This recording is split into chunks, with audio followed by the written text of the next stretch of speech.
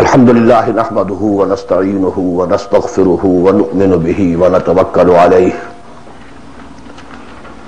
ونعوذ بالله من شرور أنفسنا ومن سيئات أعمالنا من يهده الله فلا مضل له ومن يضلله فلا هادي له ونشهد أن لا إله إلا الله وحده لا شريك له ونشهد أن سيدنا ومولانا محمدا عبده ورسوله أرسله بالهدى ودين الحق ليظهره على الدين كله وكفى بالله شهيدا فصلى الله عليه وعلى آله وأصحابه وسلم تسليما كثيرا كثيرا اما بعد فقد قال الله تبارك وتعالى كما ورد في سورة البقرة اعوذ بالله من الشيطان الرجيم بسم الله الرحمن الرحيم يا ايها الناس اعبدوا ربكم الذي خلقكم والذين من قبلكم لعلكم تتقون وقال تبارك وتعالى كما ورد في سورة الزاريات وما خلقت الجن والانس الا ليعبدون وقال جل وعلا كما ورد في سورة يوسف إن الحكم إلا لله أمر أن لا تعبدوا إلا إياه ذلك الدين القيم صدق الله العظيم رب اشرح لي صدري ويسر لي أمري واحلل عقدة من لساني يفقهوا قولي اللهم ربنا ألهمنا رشدنا واعذنا من شرور أنفسنا اللهم ارنا الحق حقا وارزقنا اتباعه وارنا الباطل باطلا وارزقنا اجتنابه اللهم وفقنا لما تحب وترضى آمین یا رب العالمین۔ دینی بھائیوں اور بہنوں اور بیٹوں اور بیٹیوں، میری آج کی گفتگو کا عنوان جو پہلے سے طے ہے، نجات کی راہ، لیکن میں آج چاہتا ہوں کہ جو دعائیں میں عام طور پر اپنی گفتگو کے شروع کرنے سے پہلے مانگا کرتا ہوں ان کی طرف خصوصاً توجہ آپ کی مبذول کرا دوں۔ اللہم ربنا الہمنا رشدنا واعذنا من شرور انفسنا، اے اللہ ہمیں ہر اس بات کا الہام کر دے، ہمارے دلوں میں ہر وہ بات ڈال دے جو ہمارے رشد کی، ہدایت کی، فوز کی، کامیابی کی، فلاح کی ہو۔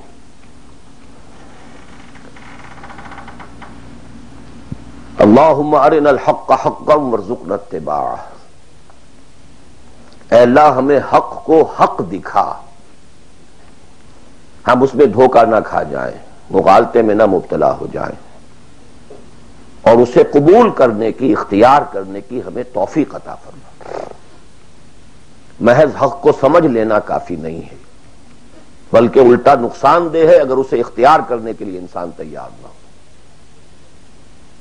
اللہم ارنا الحق حقا وارزقنا اتباعہ وارنا الباطل باطلا وارزقنا اجتنابہ، ہمیں باطل کو باطل ہی دکھا، ایسا نہ ہو کہ ہم غلطی سے باطل کو حق سمجھ بیٹھیں، اور اے اللہ ہمیں اس باطل سے اجتناب کرنے کی، اس سے بچنے کی ہمت عطا فرما۔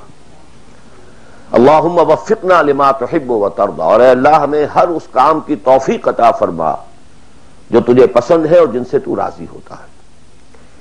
یہ دعائیں آپ میں سے ہر شخص اچھی طرح شعوری طور پر اس وقت اپنے دل میں مانگ لیں اور پھر میری گفتگو کو سماعت فرمائیں۔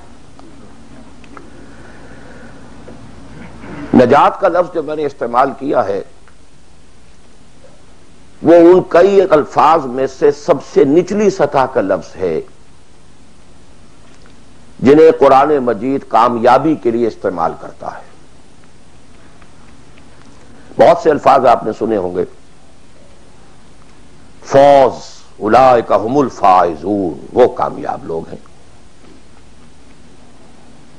رشد، اولئک ھم الراشدون، وہ لوگ ہیں کہ جو بڑے نصیب والے ہیں، فلاح، اولئک ھم المفلحون، وہ ہیں اصل میں کہ جنہوں نے بلند ترین کامیابی حاصل کر لی. سعادت فَأَمَّا الَّذِينَ سُعِدُوا، ان میں سب سے نیچے کا لفظ ہے نجات. نجات سے اوپر ہے فوز، فوز سے اوپر ہے فلاح. یہ اس کی ہائر ڈگریز ہیں. جیسے کامیابی امتحانات میں ایک محض پاس ہو جانا ہے اور ایک اس میں اے گریڈز لے کر آنا ہے. یا ہمارے ہاں وہ ڈویژن شمار ہوتے ہیں، فرسٹ ڈویژن ہے، سیکنڈ ڈویژن ہے. تو یہ کئی اصطلاحات ہیں. فوز، فلاح، رشد، سعادت. سب سے کم سب سے نیچے، سب سے کم نجات. وَمَالِي أَدْعُوكُمْ إِلَى النَّجَاةِ وَتَدْعُونَنِي إِلَى النَّارِ.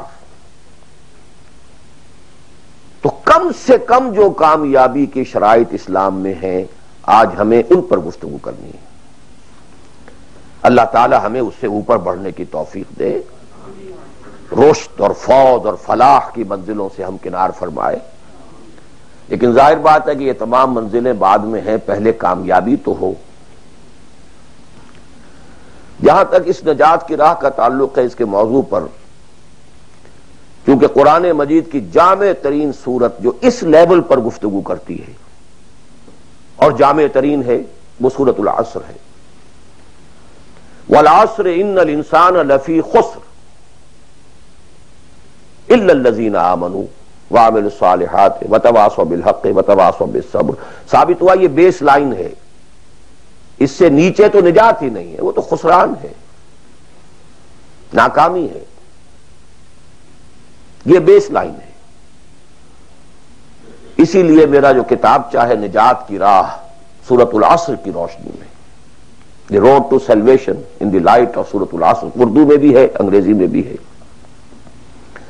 تو جیسا کہ میں نے بتایا تھا اپنی ترجمہ قرآن کے نشستوں میں کہ میں نے اسی سورۃ العصر پر بیس کر کے ایک منتخب نصاب قرآن مجید کے مطالعے کا سلیکٹڈ کورس آف اسٹڈی یہ مرتب کیا، جس میں آم کی گٹھلی جس طریقے سے وہ شے ہے جس سے پورا آم کا درخت وجود میں آ جاتا ہے، ایسے ہی سورۃ العصر ہے جس سے پورا قرآن جو ہے کھلتا چلا جاتا ہے.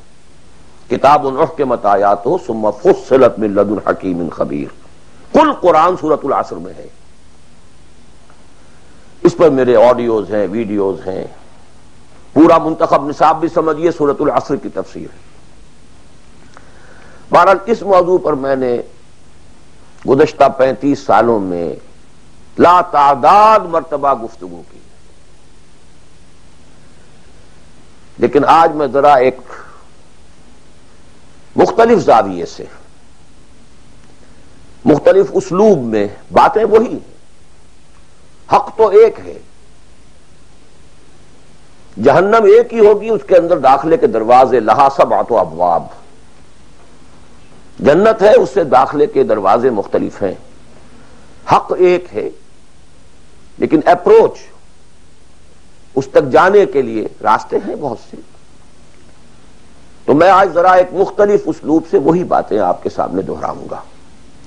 مختلف اسلوب کا فائدہ ہوتا ہے.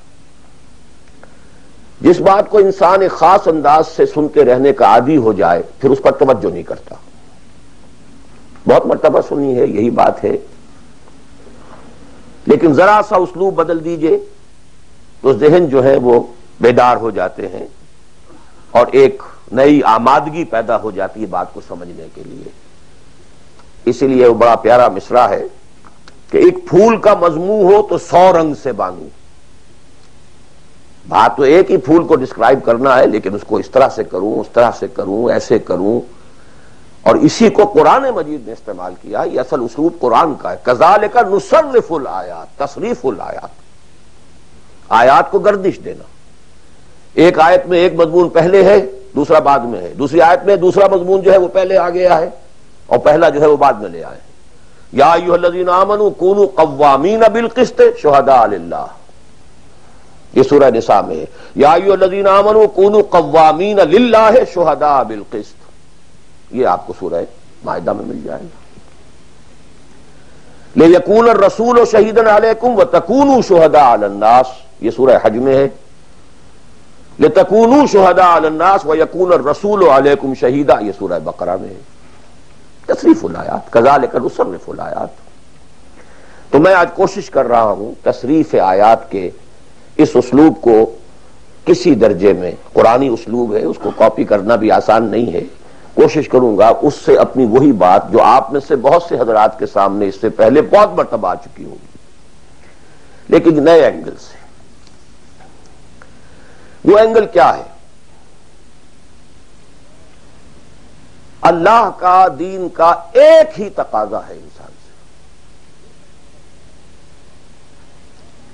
وہ تقاضا جس کے بارے میں ہم کہہ سکتے ہیں کہ 100 بات کی ایک بات، ایک بات۔ جیسے اردو کا ایک محاورہ ہے، ہاتھی کے پاؤں میں سب کے پاؤں، وہ اتنا چوڑا پاؤں ہے کہ وہ سب پاؤں رکھ دیں تو اس میں آ جائیں۔ اس طریقے سے ایک بدو صحابی آئے تھے حضور سے، انہوں نے ایک سوال کیا تھا کہ مجھے کل دین کی بات ایک جملے میں سمجھا دیجئے۔ آپ نے فرمایا ہاں ٹھیک ہے، آؤ، قل آمنت باللہ ثم استقم، دیٹس آل۔ اللہ پر کہو کہ میں اللہ پر ایمان لایا، پھر اس پر جم جاؤ۔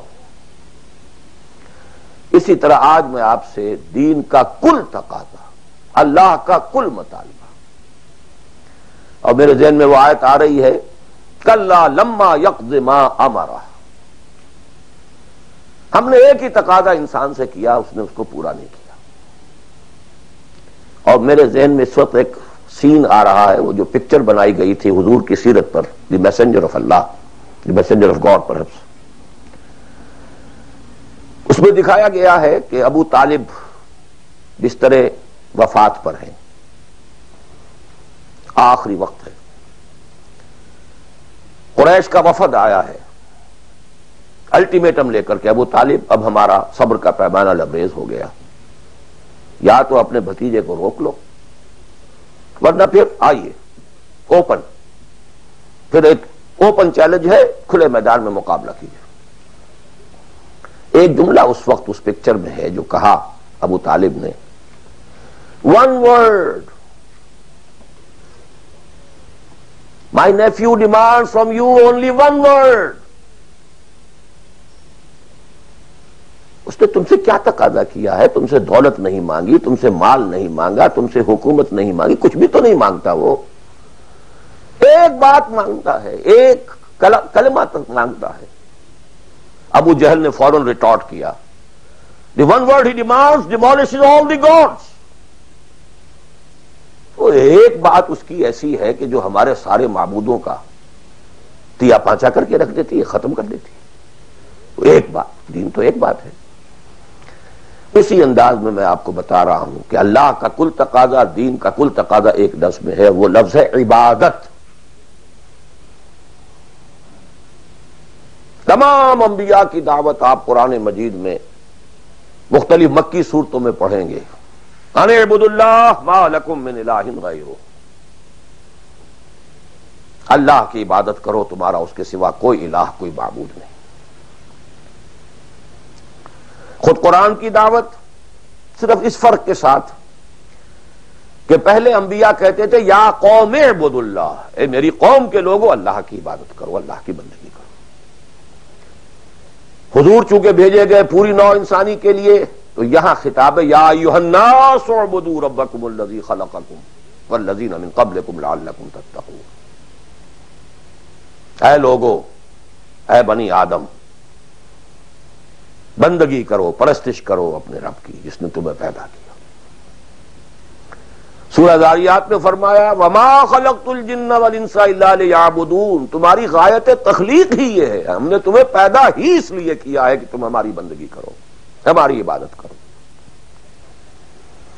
اور وہی 100 بات کی ایک بات حضرت یوسف نے اپنے قید خانے کے ساتھیوں سے کہی تھی، ان الحکم الا للہ امر لا تعبدوا الا اياه ذلك الدين القیم۔ ایک جملے میں کل دین قیم ہے، مکمل دین ہے، اس کے سوا کسی اور کی عبادت اور بندگی نہ کرو۔ تو ایک لفظ ہے، ایک تقاضا ہے، ہم پورا کر دیں تو نجات بھی ہے، فوز بھی ہے، فلاح بھی ہے، رشد بھی ہے، سعادت بھی ہے، ہدایت بھی ہے، سب کچھ. لیکن اب یہ کہ یہ عبادت ہے کیا؟ عبادت کے 5 اجزاء، بلکہ اجزاء کا لفظ میں نے غلط شمار کیا، استعمال کیا. 2 تو ہیں لازمی اجزاء، لازمی، اور 3 اس کے ضمنی پہلو ہیں. تو 2 × 3 5. یہ 5 باتیں اگر یاد نہیں رہتی ہیں تو عبادت کا تصور آپ کا درست نہیں ہوگا. آخر کوئی اتنی بڑی بات ہے کہ تمام نبی اسی کی رٹ لگاتے رہے، اسی کی تکرار کرتے رہے. کوئی اتنی بڑی بات ہے کہ ابدی فوز و فلاح اور رشد اور سعادت اس کے ساتھ وابستہ ہے. کوئی بہت بڑی بات ہے، معمولی بات تو نہیں. ابدی جہنم اور ابدی جنت، کتنا فرق ہے، اور وہ اسی ایک لفظ کے ساتھ وابستہ ہے. عبادت ہے کیا؟ اس کے 2 جو لازمی اجزاء ہیں، ان میں سے ایک کی مثال ہے جسم. یہ میرا جسم 2.5 من وزن ہے اس کا، یہ میرا جسم ہے. ایک اس میں روح ہے، بدن وغیرہ نہیں ہے، نہ نظر آتی ہے، لیکن اصل انسان وہ روح ہے. اسی طرح عبادت کا جو جسد ظاہری ہے، جو نظر آتا ہے، پیلپیبل ہے، محسوس ہوگا، سامنے آئے گا، وہ ہے اطاعت کلی، total obedience. Without any reservation, کوئی استثناء نہ ہو. مخلصین لہ الدین، اطاعت کو اس کے لیے خالص کرتے، ٹوٹل اوبیڈینس. یہ ہے جسد. 2.5 من جو ہے عبادت، وہ یہ ہے. اور اس کی روح کیا ہے؟ اللہ کی محبت. یہ اطاعت محبت جذبے سے سرشار ہوگا تب تو عبادت ہے، ورنہ اطاعت ہے صرف. اطاعت تو انسان حکمرانوں کی بھی کرنے پہ مجبور ہو جاتا ہے. ہم انگریزوں کی اطاعت کرتے تھے، آپ یہاں بہت سے ایسے قوانین کی اطاعت کرتے ہیں جو آپ کو پسند نہیں ہے، مجبوری ہے، آ گئے ہیں، رہ رہے ہیں، کیا کریں. لیکن جب آؤٹ آف لو، انٹینس لو، جب کسی کی ٹوٹل اوبیڈینس قبول کی جائے گی تو یہ عبادت ہے. یہ 2 ہے اجزاء لازم. اس کو بڑی خوبصورتی سے امام ابن تیمیہ اور حافظ ابن قیم انہوں نے بیان کیا ہے. العبادت تجمع اصلین، غایت الحب مع غایت الذل والخضوع. 2 چیزیں جمع ہوتی ہیں تو عبادت پوری ہوتی. انتہا درجے کی محبت اور انتہا درجے کی عاجزی اور اطاعت اور سرفگندگی کسی کے سامنے. یہ دونوں چیزیں اطاعت کے لازمی اجزاء ہیں عبادت کے. اور ان دونوں کے بارے میں ایک بات اور نوٹ کیجئے، ان دونوں کے اعتبار سے اللہ اور اس کا رسول بریکٹڈ ہیں، ساتھ جڑے ہوئے. اس لیے کہ اللہ کی اطاعت رسول کی اطاعت کے ذریعے ہے. وَمَا أَرْسَلْنَا مِن رَّسُولٍ إِلَّا لِيُطَاعَ بِإِذْنِ اللَّهِ وَمَن يُطِعِ الرَّسُولَ فَقَدْ أَطَاعَ اللَّهَ. وہ ریپرزنٹیٹو ہے، وہ نمائندہ ہے اللہ کا، لہذا اللہ کی اطاعت، اطیعوا اللہ و اطیعوا الرسول. اطاعت میں یہ دونوں بریکٹڈ ہیں. یہی وجہ ہے کہ قانون اسلامی کی مستقل سورسز جو ہیں وہ یہی 2 ہیں، اللہ کی کتاب اور اس کے رسول کی سنت. اسی طرح محبت میں بھی دونوں بریکٹڈ ہیں.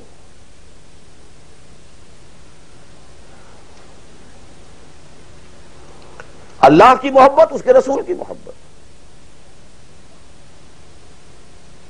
والذین آمنوا اشد حبا للہ، شدید ترین، اشد. ایمان کا لازمی تقاضا یہ ہے کہ شدید ترین محبت آپ کے دل میں اللہ سے ہو. اور حضور نے فرمایا لا یؤمن احدکم حتی اکون احب الیہ من والدہ وولدہ والناس اجمعین، تم میں سے کوئی شخص مومن ہو ہی نہیں سکتا جب تک کہ میں اسے، اس کے باپ، اس کے بیٹے اور تمام انسانوں سے زیادہ محبوب نہ ہو جاؤں۔ اطاعت اور محبت میں دونوں بریکٹڈ ہیں، اللہ کی اطاعت، رسول کی اطاعت، اللہ کی محبت، رسول کی محبت۔ بلکہ ایک نقطہ اور نوٹ کر لیجئے، نظری طور پر بالا تر اطاعت اللہ کی ہے اور بالا تر محبت اللہ کی ہے، اور دوسرے درجے میں اطاعت رسول کی ہے اور دوسرے درجے میں محبت رسول کی ہے۔ عملاً ایک ہے نظری چیز، ایک ہے عملاً۔ عملاً اصلت اطاعت رسول کی ہے، اللہ کے اطاعت اس کے تابع ہے۔ کیوں؟ اللہ کا حکم بھی تو رسول نے دیا ہے، وہ بھی رسول کے منہ سے ہمیں اب تک پہنچا ہے۔ بمصطفیٰ برسا خیش را کے دی ہموس، اگر بہو نہ رسیدی تمام بولا بیس۔ تو اطاعت تو بن گئی رسول کی، اسلم رسول ہی نے بتایا اللہ کا یہ حکم آیا تو ہم مان رہے ہیں۔ اسی طرح بڑا پیارا مصرع ہے اقبال کا، از خدا محبوب تر گردد نبی، اللہ سے بھی کہیں زیادہ محبوب ہو جاتا ہے اللہ کا نبی۔ اس کی وجہ بھی ہے، اللہ کا ہم کیا تصور کریں، اللہ کی فیلنگز کا ہمیں کیا اندازہ ہو سکتا ہے؟ کوئی فیلنگز ہے کیا ہے؟ رسول کو ہم ایک ہیومن بینگ کی حیثیت سے ویژولائز کر سکتے ہیں۔ رسول کو بھی چوٹ لگی تھی، دل پر چوٹ لگی تھی۔ رسول کے پاس بھی بیٹی آئی تھی، بڑی پیاری بیٹی، فاطمہ بضعۃ منی۔ ابا جان اب تو عام لوگوں کے ہاں بڑی فراوانی ہو گئی ہے، ذرا یہ دیکھیے میرے ہاتھوں پر گٹے پڑے ہوئے ہیں چکی پیسنے کی وجہ سے، میرے کندھے کے اوپر نشان پڑ گئے ہیں، مشکیزے میں پانی بھر کر لاتی ہوں، مجھے بھی کوئی کنیز، کوئی غلام عنایت ہو جائے۔ ہم پوری طرح ویژولائز کر سکتے ہیں کیا فیلنگ ہوگی محمد کی اس وقت صلی اللہ علیہ وسلم۔ تو ہم ویژولائز کر سکتے ہیں نا کہ کیا کلیجہ اللہ نے دیا تھا کہ فرمایا بیٹی نہیں، یہ چیزیں ہمارے لیے نہیں، تمہیں میں اس سے بہتر چیز دیتا ہوں۔ 33 مرتبہ سبحان اللہ، 33 مرتبہ الحمدللہ، 33 مرتبہ اللہ اکبر ہر نماز کے بعد کہہ لیا کرو، یہ کہیں زیادہ بڑی قیمتی شے۔ ہم محسوس کر سکتے ہیں کہ رسول کے دل پر کیا بیتی تھی جب حضرت حمزہ کی اعضا بریدہ لاش سامنے آئی ہے کہ ناک کٹی ہوئی ہے، کان کٹے ہوئے، پیٹ چاک ہے، کلیجہ باہر نکلا ہوا، اسے چبایا گیا۔ But what is feelings؟ اور کیا پہاڑ جیسا دل اللہ نے دیا تھا، کیسے جبر کیا ہے، کیسے صبر کیا ہے۔ اگرچہ ایک وقت میں آ کر بات ظاہر ہو گئی، جب مدینے میں واپس پہنچے ہیں اور انصار کے گھروں سے عورتوں کے بین کرنے کی، ماتم کرنے کی آوازیں آئیں تو الفاظ نکل گئے اما حمزہ تو فلا بواکی لہو، ہائے حمزہ کے لیے تو کوئی رونے والی بھی نہیں ہے۔ حمزہ مہاجر ہے، یہاں حمزہ کا کون رشتہ دار، کون عورتیں رشتہ دار ہیں اس کی جو اس کا ماتم کریں گی؟ ہاں مکے میں ہوتا حمزہ، عبد المطلب کا بیٹا، اور یہ حادثہ ہوا ہوتا تو پورے مکے میں کوہرام ہوتا۔ آخر فیلنگز تھے کہ نہیں؟ اس لیے از خدا محبوب تر گردد نبی۔ بہرحال یہ دو چیزیں، میں نہیں چاہتا کہ بات زیادہ دور نکلے، کلیئر کٹ ہمیں آگے چلنا ہے۔ ایک تقاضا، 100 بات کی ایک بات، عبادت کرو خالصتاً اللہ کی۔ عبادت کے دو اجزاء لازم، اطاعت کلی، absolute obedience, total obedience, without any reservations, without any exceptions, کوئی استثناءات نہ ہو۔ زندگی کا ہر گوشہ، زندگی کا ہر پہلو، ظاہری ہو، باطنی ہو، داخلی ہو، خارجی ہو، انفرادی ہو، اجتماعی ہو، عائلی ہو، قومی ہو، سیاسی ہو، ہر اعتبار سے اللہ کی اطاعت، اور یہ اطاعت ہو اللہ کی محبت کے جذبے سے سرشار ہو کر، اور ان دونوں چیزوں میں اللہ کے ساتھ نظری طور پر، ثانوی طور پر، عملاً اولاً محبت رسول اور اطاعت رسول شامل ہے۔ تین چیزیں ضمنی ہیں، اور یہ ضمنی چیزیں ایکسکلوسیو اللہ کے لیے، خالص اللہ کے، یہ رسول کے لیے نہیں۔ نمبر ایک، تعظیم کے کچھ مظاہر ہیں، سجدہ کرنا، قنوت، تعظیماً کسی کے سامنے کھڑے ہونا، ہاتھ باندھ کر، کندھے جھکا کر، یہ قنوت کہلاتا ہے۔ کھڑے ہونا تعظیماً، جھکنا تعظیماً، جس میں رکوع بھی ہے سجدہ بھی ہے، مطلقاً حرام کسی کے لیے بھی، یہ صرف اللہ کی، یہ مینیفیسٹیشنز ہیں اس کی، عبادت کا مظہر ہے۔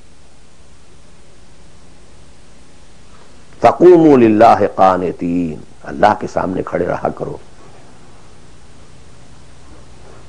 سجدہ کرو، یہ اللہ کے سوا کسی کے۔ نمبر دو، دعا صرف اللہ سے، نہ کسی نبی سے، نہ کسی رسول سے، نہ کسی فرشتے سے، نہ کسی اولیاء اللہ سے، نہ کسی بزرگ شخصیت سے، کسی سے نہیں۔ لا تدعو مع اللہ احدا، رسول سے بھی نہیں۔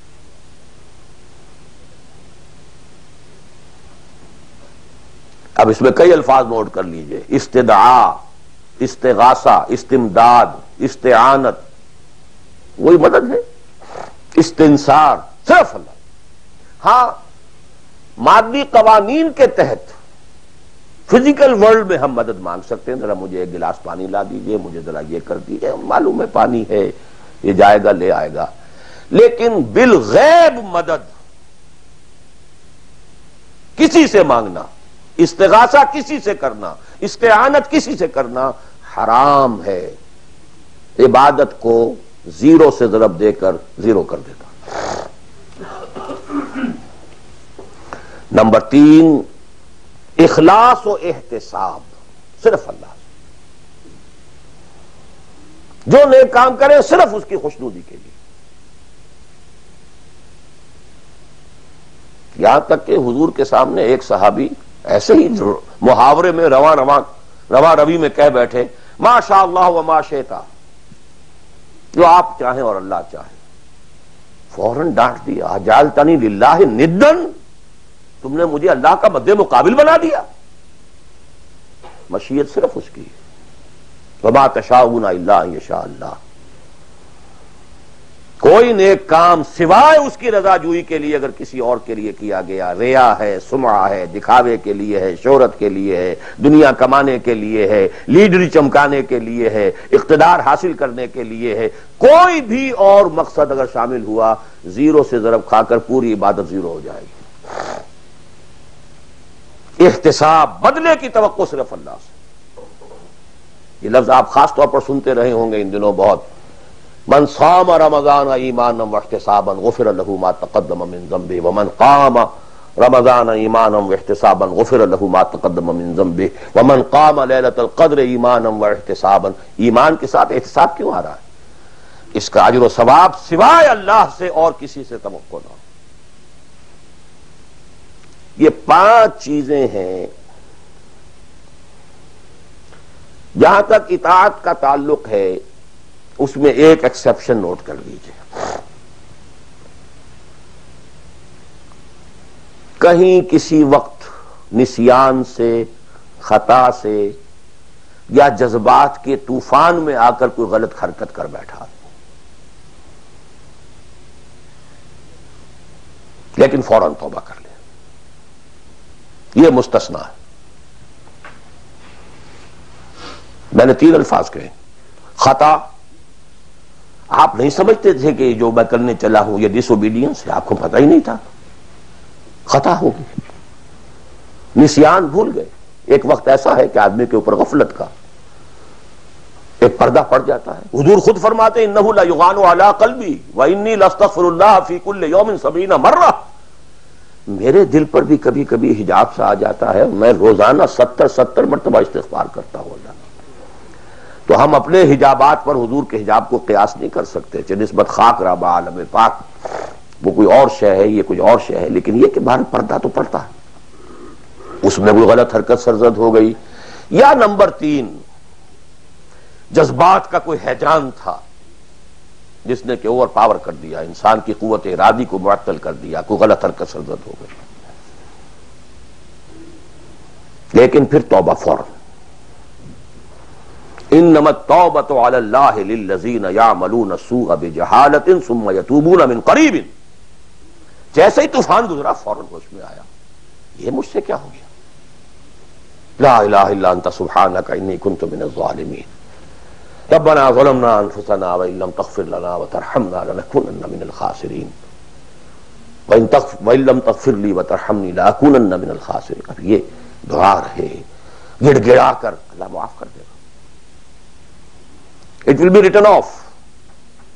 It will be expunged. محو کر دیا جائے گا. یکفر عنہ سیئاتہ، اس کے معنی یہی ہے. ہاں اس کے برعکس اگر ایک گناہ بھی جان بوجھ کر مستقلاً کرتے رہے، ایک، باقی ساری 99% عبادت ہو رہی ہے، ایک حرام شے کو اپنے لیے حلال ٹھہرا لیا، شعوری طور پر، ارادی طور پر، مداومت کے ساتھ اس کے اوپر ڈیرے جما لیے، وہ ایک گناہ جو ہے وہ پوری عبادت کو زیرو سے ضرب دے کر زیرو کر دے گا، اور خلود فی النار، آگ میں ہمیشہ رہنے کی وعید. بلا من کسب سیئۃ واحاطت بہ خطیئتہ فاولئک اصحاب النار هم فیہا خالدون. ان پوائنٹس کو اچھی طرح نوٹ کیجئے. خطا خطا میں فرق ہے، گناہ گناہ میں فرق ہے. ایک گناہ غیر شعوری طور پر ہو گیا، خطا سے ہو گیا، نسیان سے ہو گیا، وقتی طوفان جذبات کا، کسی ایسی محفل میں تھے، مجلس میں تھے، کھو گئے، غلطی ہو گئی، فوراً متنبہ ہو گئے فوراً. یہ اور ہے. جیسے کہ آدمی، مجھے اچھی طرح یاد ہے ایک مرتبہ، اور میں بھولتا نہیں اس واقعے کو، میں میڈیکل کالج میں پڑھ رہا تھا تو ایک سائیکل پر جا رہا تھا کالج، اور سلپری تھی روڈ. جب سائیکل سلپ کرتی ہے تو پتہ نہیں چلتا میں کب گر گیا. گرا ہوں لیکن مجھے پتا اس وقت چلا جب اٹھ چکا تھا میں کہ میں گرا تھا، کیونکہ آدمی وہ پڑا نہیں رہتا، فوراً اٹھتا. یہ جو ہے فوراً اٹھنا، ثم یتوبون من قریب، یہ بھی بعد میں معلوم ہوتا کہ میں گرا تھا جبکہ اٹھ چکا ہوتا آدمی. اتنا انسٹنٹینیس ہوتا ہے. یہ ہے یتوبون من قریب. اور اس کو اللہ نے اپنے ذمے، انما التوبۃ علی اللہ، اللہ کے ذمے ہے یہ کہ وہ ایسے شخص کی توبہ قبول کرے. انما التوبۃ علی اللہ للذین یعملون السوء بجہالۃ ثم یتوبون من قریب. بہرحال یہ ایک اس کی ضمنی بات تھی کہ اطاعت کلی کے ضمن میں ان دونوں چیزوں کو ذہن میں رکھیے. گناہ کا ہو جانا، کل بنی آدم خطاؤون وخیر الخطائین التوابون، التائب من الذنب کمن لا ذنب لہ. بہت اس میں ہمارے لیے پر امید باتیں کہی گئی. اللہ کو اپنے گناہگار بندے کی توبہ سے اتنی ہی خوشی ہوتی ہے جتنی کہ اس شخص کو ہوئی جو ایک صحرا میں سفر کر رہا تھا. ایک ہی اونٹ تھا، اسی پر اس کا پانی تھا، اسی پر اس کا راشن تھا. تھوڑی دیر کے لیے سستانے کو لیٹا، آنکھ کھلی تو اونٹ غائب. دوڑ رہا ہے مشرق میں، مغرب میں، شمال میں، جنوب میں، تھک ہار کر بیٹھ گیا ہے. اب وہ موت کا انتظار کر رہا ہے. نہ پانی ہے، نہ کوئی غذا ہے، نہ کوئی سواری ہے کہ اس صحرا لقدق صحرا سے نکل سکے. کہ اچانک دیکھتا ہے کہ وہ تو کھڑا ہے، موجود ہے. تو اسے اتنی خوشی ہوتی ہے کہ وہ کہتا ہے اللہ تو میرا بندہ، میں تیرا رب. کہنا یہ چاہتا تھا اللہ تو میرا رب، میں تیرا بندہ، لیکن اتنا مغلوب ہو گیا ہے اس وقت جذبات میں خوشی کے کہ کہہ یہ بیٹھا کہ اللہ تو میرا بندہ، میں تیرا رب. اتنی خوشی ہوتی ہے کہ اللہ کو اپنے کسی گناہگار بندے کی توبہ سے. تو یہ وہ ہے وہ مسئلہ عارضی، فوری، لا علمی، جہالت، طوفان یا کسی ماحول کے فوری اثر کے تحت کوئی غلطی ہو گئی فوراً توبہ کی. لیکن یہ کہ اگر جان بوجھ کر کانشس ڈیسیژن ایک حرام شے کو بھی اگر مستقلاً اختیار کر لیا، بلا من کسب سیئۃ واحاطت بہ خطیئتہ فاولئک اصحاب النار هم فیہا خالدون. اب آئیے نیکسٹ، میں جسے آج ایک نیا اینگل کہہ رہا ہوں وہ کیا ہے. دیکھیے اطاعت کے دو پہلو ہیں، انفرادی اور اجتماعی. مجھے مراد کیا ہے؟ ان کی ریشو پروپورشن مختلف ہوگی. کوئی بہت آرگنائزڈ سوسائٹی ہے، اسٹیٹ کا کانسیپٹ ہے، اجتماعیت کا پڑھنا بہت بھاری ہو جاتا ہے، انفرادیت بہت محدود ہو جاتی ہے. کوئی بڑی پریمیٹیو سی سوسائٹی ہے، آرگنائزڈ اسٹیٹ نہیں ہے، تو انفرادیت کا دائرہ وسیع ہوتا ہے، اجتماعیت محدود ہوتی ہے. In various proportions. لیکن پہلے ان کو آئیڈینٹیفائی کیجئے، اس سے میری مراد کیا ہے. ایک وہ اللہ کی اطاعت ہے کہ جو ایک انسان کے اپنے بس میں ہے وہ کر سکتا ہے، چاہے بھوک آ جائے، فاقہ آ جائے، نقصان ہو جائے، جان کا اندیشہ ہو جائے، ایک کر سکتا ہے. ایک وہ اطاعت ہے جو کسی صورت کر ہی نہیں سکتا جب تک کہ اجتماعی ماحول نہ بدلے. کتنا ہی سنسیئر ہو، کتنا ہی نیک ہو، کتنا ہی فیصلہ کر لے، کر ہی نہیں سکتا. وہ اس کے ہاتھ میں ہے ہی نہیں. ایک ریاست ہے، آرگنائز اسٹیٹ ہے، اس کا لا ہے، آپ اس میں رہ رہے ہیں تو وہی قانون چلے گا. آپ کے بس میں نہیں ہے. آپ کا بیٹا فرض کیجئے خدا نہ خواستہ زنا کرے تو آپ اسے رجم نہیں کر سکتے، چاہے آپ کا بیٹا ہے. You have no power, no authority. آپ کا اپنا بیٹا اپنی بیٹی چوری کر لے، آپ ہاتھ نہیں کاٹ سکتے. مجھے یاد آ رہا ہے لو ان فاطمہ بنت محمد سرقت، بالفرض ہی کہہ رہا ہوں نا میں بھی، مفروضے کے طور پر آپ نہیں ہاتھ کاٹ سکتے. ایک معاشرہ ہے جس کے اندر پوری معیشت جو ہے سود کے اوپر ہے، آپ سانس بھی نہیں لے سکتے کہ جو سود سے خالی ہو. امپاسبل. ایک اسٹیٹ ہے، آپ اس کے سٹیزن ہیں، آپ اس کے کانسٹیٹیوشن کے لائل ہیں، فیتھفل ہیں. تو جیسا کہ میں نے کہا تھا آرگنائز سوسائٹی اسٹیٹ میں یہ دائرہ بہت بڑھ جاتا ہے. ٹرائبل ہے، وہاں یہ کہ انفرادیت کا کافی دائرہ ہوتا ہے، قانون کم سے کم ہوتے ہیں، نظم کم سے کم ہوتا ہے، سسٹم جو ہے اس کی گرفت کم سے کم ہوتی ہے. اب دیکھیے دو حیثیتیں دنیا میں ممکن ہیں. ایک انتہائی خوش بختی کی، انتہائی خوش قسمتی کی کہ ایک انسان ایک ایسے ماحول میں پیدا ہو گیا ہے یا وہ ہجرت کر کے ایسے ماحول میں چلا گیا ہے جہاں ٹوٹل دین غالب ہے، دین قائم ہے، نظام ہے ہی دین کا، حکومت ہے ہی اللہ کی. وہاں جا کر انسان کتنا how at ease he will feel. No friction. وہ بھی اللہ کی بندگی کرنا چاہتا ہے، ماحول بھی سازگار ہے، پورا نظام بھی اللہ کی بندگی پر ہے، پورا قانون بھی اللہ ہی کا نافذ ہے، پورا تعلیم کا ڈھانچہ بھی اللہ ہی کے ہدایت کے مطابق ہے، تمام ذرائع ابلاغ سے بھی اسی کے مطابق چیزیں ہیں جو نشر ہو رہی ہیں، آڈیو ویژول سب کچھ.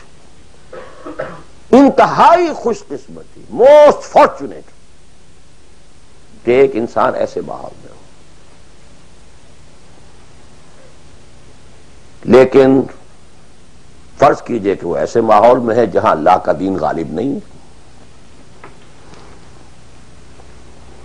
بہت محدود سا حصہ ہے جس میں وہ اللہ کا حکم مان سکتا ہے. نماز وہ پڑھ سکتا ہے, روزہ رکھ سکتا ہے, کوئی نہیں روکتا. اسرائیل میں بھی جا کے پڑھ لیجئے نماز اور روزہ, امریکہ میں کر لیجئے, بھارت میں کر لیجئے, کوئی نہیں روکتا. نو وے.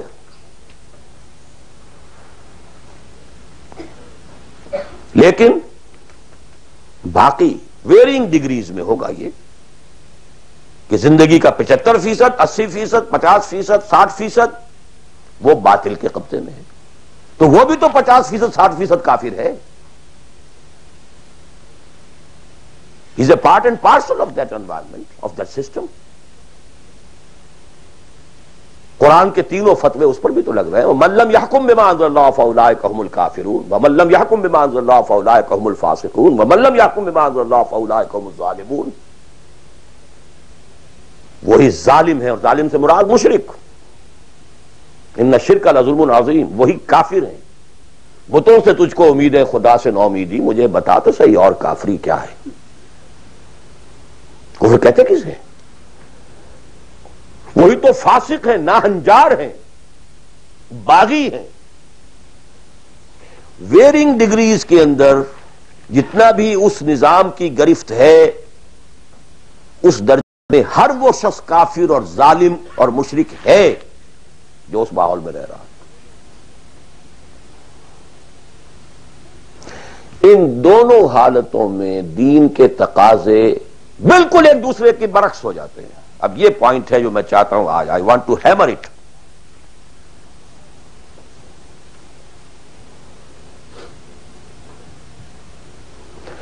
اگر آپ خلافت راشدہ کے دوران پیدا ہو گئے ہوتے, موسٹ فارچونیٹ, موسٹ ایزی.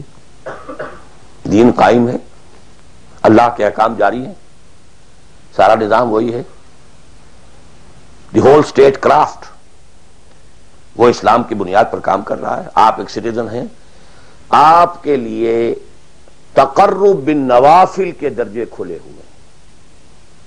فرض تو پورے ہیں یہاں, نفل نماز پڑھیے, نفل علم حاصل کیجئے, نفل روزے رکھتے چلے جائیے, نفلی چلے کیجئے, جو چاہیے کیجئے. تقرب بالنوافل. اور اس تقرب بالنوافل کا درجہ یہاں تک اونچا ہو سکتا ہے, وَيَتَقَرَّبُ إِلَيَّ عَبْدِي بِالنَّوَافِلِ حَتَّى أَكُونَ, میرا بندہ نوافل کے ذریعے سے میرا تقرب حاصل کرتا جاتا ہے, کرتا جاتا ہے, کرتا جاتا ہے, یہاں تک کہ میں اس کی آنکھیں بن جاتا ہوں جن سے وہ دیکھتا ہے, اس کے کان بن جاتا ہوں جن سے وہ سنتا ہے, اس کے ہاتھ بن جاتا ہوں جن سے وہ پکڑتا ہے, اس کے پاؤں بن جاتا ہوں جن سے وہ چلتا ہے. حدیث قدسی, اور سارے وہابی بھی مانتے ہیں اس کو, یہ نہ سمجھیے کہ یہ کسی صوفی کی بڑھ ہے. حدیث صحیح عند کل المحدثین. اللہ ہاتھ بن جاتا ہے آپ کا, اللہ پاؤں بنتا ہے آپ کا, اللہ آنکھ بنتا ہے آپ کی, اللہ کان بنتا ہے آپ کا. یہ بہت اونچی بات ہے, بہت اونچی بات ہے, بہت اونچی بات ہے. لیکن یہ تقرب بالنوافل کا درجہ کہاں آئے گا؟ جہاں آپ ایک اسلامی نظام کے تحت سانس لے رہے ہیں, جہاں وہ اسلامی نظام نہیں ہے. پہلا فرض تن من دھن اس نظام کو بدلنے کے لیے لگا دینا. اگر یہ نہیں ہے تو نماز نہیں ہے, منہ پر دے ماری جائے گی. میں جو کچھ کہہ رہا ہوں علی وجہ البصیرت کہہ رہا ہوں, میری پوری زندگی کے مطالعے کا نچوڑ ہے. نماز منہ پر دے ماری جائے گی, روزے منہ پر دے مارے جائیں گے. You reconcile yourself to that system جو میری بغاوت کے اوپر مبنی تھا.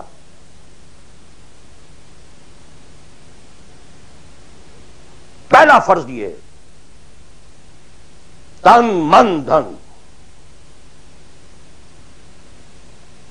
You can not reconcile with that system. You cannot accept that system. اس میں اپنے آپ کو ایکوموڈیٹ کرنا، اس میں اچھے کیریئر تلاش کرنا، اس میں اچھی جائیداد بنانا، اس میں پیسہ جمع کرنا، اس میں اچھی سے اچھی بچوں کو ایجوکیشن جا کے بہتر سے بہتر زندگی وہ بھی گزار سکیں، سب کا سب حرام، مطلقاً حرام۔ پہلا کام یہ ہے اپنی جان، اپنا مال، اپنا تن، اپنا دھن سب اللہ کے دین کے لیے خرچ کرو۔ سب سسٹمز لیول کے اوپر صرف جان کو باقی رکھنے کے لیے جو ناگزیر ہے، that is allowed, nothing more. This is the point, crucial point. اب ہمارے سامنے حدیثیں ہوتی ہیں اور وہ سارے فضائل کی کتابیں ہیں اور یہ ہیں جن کا تعلق اس ماحول سے تھا جبکہ دین قائم ہو چکا تھا، اس کانٹیکسٹ میں باتیں ہو رہی ہیں، نفل کی بات ہو رہی ہے اور قیام اللیل کی بات ہو رہی ہے اور جو ہے ختم قرآن کی بات ہو رہی ہے، اور اگر فجر کے بعد بیٹھے رہے مصلے پر اور 2 رکعت پڑھ کر اٹھے جبکہ سورج نکل چکا ہے تو اب یہ اتنا اونچا ثواب، یہ ساری باتیں، all these things become absolutely irrelevant. The deciding factor is دین غالب ہے، ٹھیک ہے، چلو نوافل کی طرف، قرات کی طرف چلو، جتنا آگے سے آگے یتقرب الی العبد بالنوافل، ورنہ تقرب بالفرائض پہلے فرض کرنے ہوں گے، اور فرضوں میں پہلا فرض جہاد ہے۔ Now please note this word, جہاد اصل میں اس جد و جہد کا جامع عنوان ہے، your struggle against that system۔ لہذا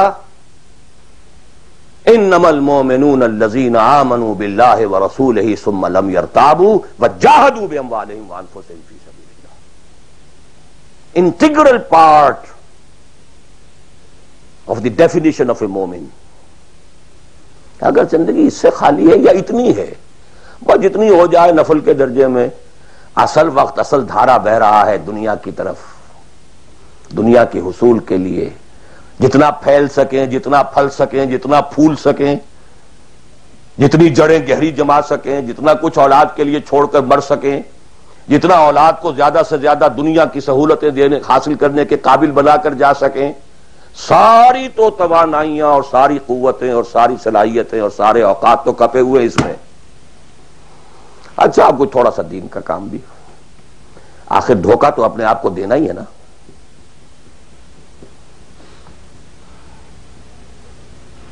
قسمت فروش عورتیں بھی تو کالے کپڑے پہن کے جلوس میں نکلتی ہیں تازیوں کے، اور سبیلیں لگاتی ہیں اور مسجدیں بناتی ہیں۔ They have to deceive themselves۔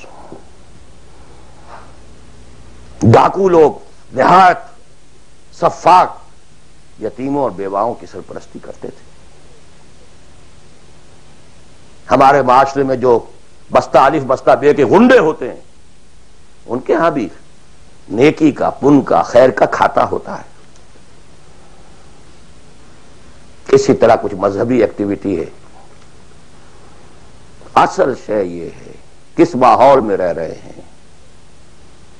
بہت خوش قسمت ہوتا میں اور آپ، پھر آپ اچھے سے اچھا پہنتے، کوئی اعتراض نہیں، اچھے سے اچھا کھاتے۔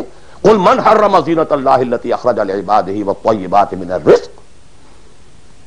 خلافت راشدہ میں آپ رہ رہے ہیں، آپ حلال ذریعے سے کما رہے ہیں، آپ بہت اچھا کھائیے، بہت اچھا پہنیے، بلکہ اللہ چاہتا ہے کہ اس کی نعمت جو اس نے تمہیں دی ہے وہ تم پر ظاہر ہو۔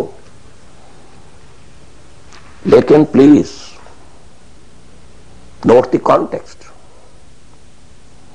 دین مغلوب ہو اور آپ اچھا پہننے اور اچھے کھانے کی فکر میں ہو۔ مجھے جملہ یاد آ رہا ہے حضرت ابو بکر کا رضی اللہ تعالی عنہ۔ تھوڑا سا مسئلہ ہوا تھا کہ لوگوں نے کہا کہ زکوٰۃ ہم دیں گے لیکن زکوٰۃ ریاست کو نہیں دیں گے، اپنے طور پر خرچ کریں گے۔ حضرت ابو بکر نے فیصلہ کیا ان کے خلاف جنگ کا۔ حضرت عمر جیسی شخصیت بھی مشورہ دے رہی ہے کہ دیکھیں نہیں، 2 فرنٹ پہلے ہم نے کھولے ہوئے ہیں، جیش اسامہ کو بھی آپ نے روکا نہیں کہ جائے، حضور نے تیار کیا تھا۔ پھر جو مرتدی ہو گئے کسی اور کو نبی مان لیا ان کے خلاف تو جنگ کرنی ہی کرنی ہے، لیکن یہ تو صرف نماز بھی پڑھ رہے ہیں اور یہ زکوٰۃ کا بھی انکار نہیں کر رہے ہیں، صرف ہمیں نہیں دے رہے ہیں، تو ان کے ساتھ ذرا مصلحت کا تقاضا یہ ہے کہ کچھ نرمی کی جائے۔ ان کے بڑے پیارے الفاظ تھے، ایبدل الدین وانا حی، کیا دین میں تغیر کیا جائے گا جبکہ ابھی میں زندہ ہوں؟ خدا کی قسم اگر یہ حضور کے زمانے میں زکوٰۃ کے اونٹوں کے ساتھ ان کے باندھنے والی رسی بھی دیتے تھے، اور اب اگر یہ کہیں گے کہ اونٹ لے جاؤ رسی نہیں دیں گے، تب بھی میں قتال کروں گا، اور خدا کی قسم کوئی میرا ساتھ نہیں دے گا تو میں اکیلا جاؤں گا۔ اور اے عمر تمہیں کیا ہو گیا؟ تم جاہلیت میں تو بڑے سخت تھے، اسلام میں آ کر تم نرم ہو گئے ہو۔ یہ ڈانٹ ابو بکر پلا رہے ہیں عمر کو رضی اللہ تعالی عنہ۔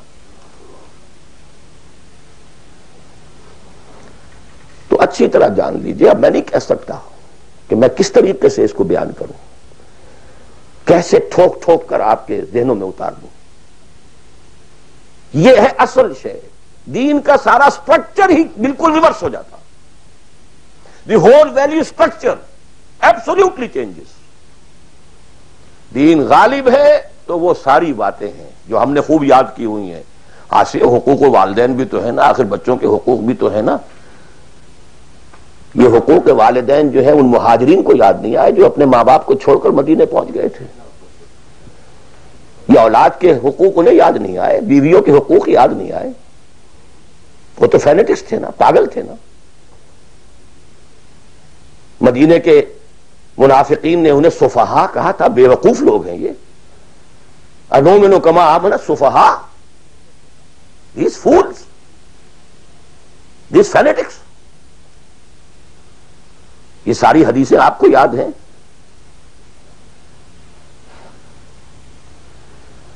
فرق ہے، اسلام غالب ہے تو مسئلہ کچھ اور ہے۔ اچھا کھائیں، اچھا پہنیں، نوافل ہے، نوافل پر نوافل ہے، جتنی ترقی کیجئے، دنیا میں کرنا چاہیں دنیا میں کیجئے، روحانی ترقی کرنا چاہیں روحانی ترقی کیجئے، سارے میدان کھلے ہیں۔ علم میں، پروفیشن میں، کسی خاص فن میں ترقی کرنا چاہے کیجئے۔ دین غالب نہیں ہے، اور آپ خود 50%، 60%، 70%، 90% کافر ہیں، اس لیے کہ اس ماحول کا جز ہیں جس میں کفر کا نظام ہے۔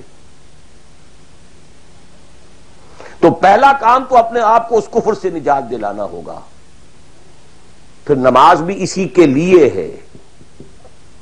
وَاسْتَعِينُوا بِالصَّبْرِ وَالصَّلَاةِ، مدد حاصل کرو نماز سے۔ کس کام کے لیے مدد حاصل کرو؟ The mission to make the دین آف اللہ سپریم، ان اقیم الدین۔ نماز اس کے لیے سب سروینٹ ہے، اس کے لیے مدد ہے۔ روزہ اسی کے لیے جنگ کرنے کی صلاحیت پیدا کرنے کے لیے ہے۔ اس لیے 23ویں رکوع میں سورہ بقرہ کے روزے اور رمضان کے احکام ہے، 24ویں رکوع میں قتال شروع ہو گیا ہے، قاتلوا فی سبیل اللہ الذین یقاتلونکم۔ اور عرب جو ہیں وہ روزہ رکھواتے ہی صرف گھوڑوں کو تھے، خود تو رکھتے ہی نہیں تھے،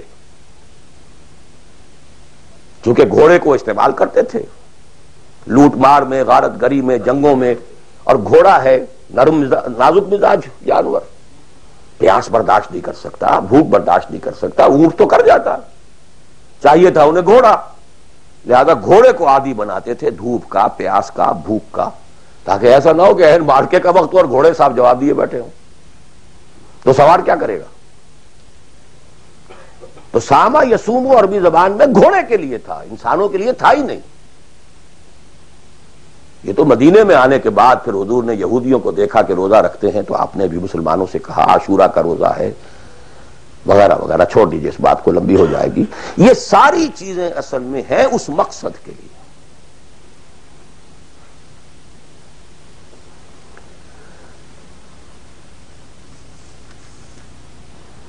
اب دیکھیے کہ اب پریکٹیکلی ہم آتے ہیں مسئلے کے اوپر۔ آئی ہوپ میں اس سے زیادہ میں کر نہیں سکتا، میرے لیے ممکن نہیں ہے کہ میں اپنے احساسات کو جیسے کہ میرے ہیں آپ تک منتقل کر دوں، اور میں جانتا ہوں ایسے لوگوں کو جو 30 برس سے مجھے سن رہے ہیں اور یہ ساری باتیں سن رہے ہیں اور ٹس سے بس نہیں ہوتے۔ زمیں جنبت نہ جنبت گل محمد، ان کا وہی کانسیپٹ ہے، اس لیے کہ یہ کانسیپٹ 1400 برس میں جا کر جو ہے مکمل ہوا، پختہ ہو گیا۔ 30 برس تھے خلافت راشدہ کے، اس کے بعد ڈاؤن فال، کانسیپٹ سٹارٹڈ چینجنگ، دین مذہب بنتا چلا گیا، سارا ایمفیسس نماز روزے حج و عبادت پر ہو گیا، دین کا تصور ہی ختم، اور پھر ہم میں سے جو لوگ غلام رہے وہ تو اتنے خوگر ہو گئے کہ ملا کو جو ہے ہند میں سجدے کی اجازت، ناداں یہ سمجھتا ہے کہ اسلام ہے آزاد۔ بہت بڑے عالم دین نے کہا تھا یہ کہ ہمیں کوئی ایسا کام نہیں کرنا چاہیے جو ہماری حکمرانوں کو، انگریزوں کو پریشانی کا موجب بن جائے، اس لیے کہ انہوں نے ہمیں مذہبی آزادی دی ہوئی ہے، ہمارے نماز پڑھنے پہ کوئی قدغن نہیں ہے، ہمارے روزہ رکھنے پہ قدغن نہیں ہے، حج کرنے پہ قدغن نہیں ہے، لہذا we should be loyal to them۔ ملا کو جو ہے ہند میں سجدے کی اجازت، ناداں یہ سمجھتا ہے کہ اسلام ہے آزاد۔ یہ کانسیپٹ اتنے پختہ ہو چکے ہیں، اتنے پختہ ہو چکے ہیں۔ ریچولزم، رسومات، رہ گئی رسم ازاں روح بلالی نہ رہی، فلسفہ رہ گیا تلقین غزالی نہ رہی، نماز و روزہ و قربانی و حج یہ سب باقی ہیں، تو باقی نہیں ہے۔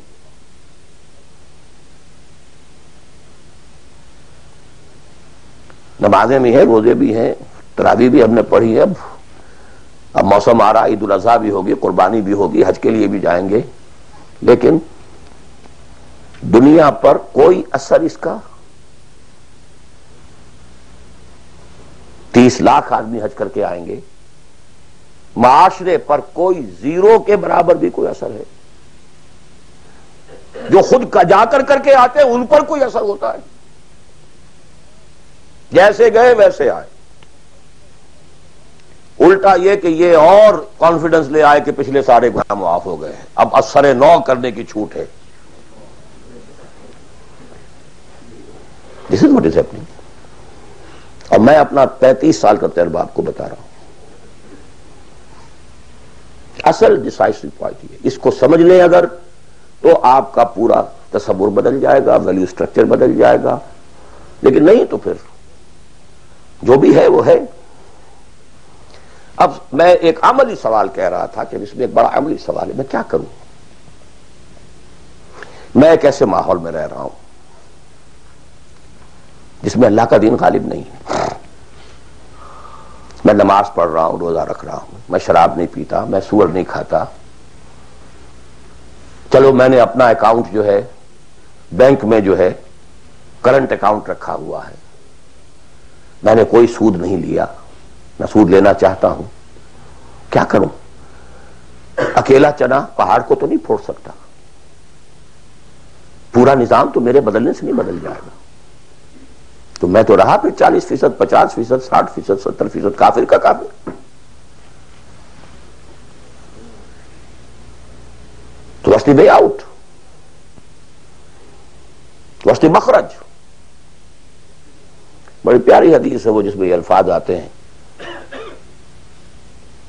حضور نے فرمایا انہا ستکون فتنۃ، ایک وقت آئے گا تو بڑا فتنہ ہوگا۔ حضرت علی فرماتے میں نے فوراً عرض کیا مل مخرج منہا یا رسول اللہ، اے اللہ کے رسول یہ بتائیے اس سے نکلنے کا راستہ کون سا ہوگا؟ یہ نہیں پوچھا کیا فتنہ ہوگا، کیوں ہوگا، کب ہوگا، کیسے ہوگا، کدھر سے آئے گا، کچھ نہیں، نکلنے کا راستہ بتائیے۔ بلکہ ایک اور روایت اس حدیث کی اس سے بھی زیادہ پیاری ہے کہ اصل میں حضرت جبرائیل نے کہا حضور سے یا محمد امتک بعدک، اے محمد صلی اللہ علیہ وسلم کبھی سوچا ہے تمہارے بعد تمہاری امت کا کیا بنے گا؟ تو حضور پلٹ کر سوال کرتے ہیں مل مخرج منہا یا جبرائیل، یہ تو بہت بڑا پرابلم تم نے اے جبرائیل میرے سامنے رکھا ہے، تو اب آپ ہی بتائیں اس سے نکلنے کا راستہ کیا ہوگا؟ قال کتاب اللہ، وہ پوری حدیث پھر وہی ہے،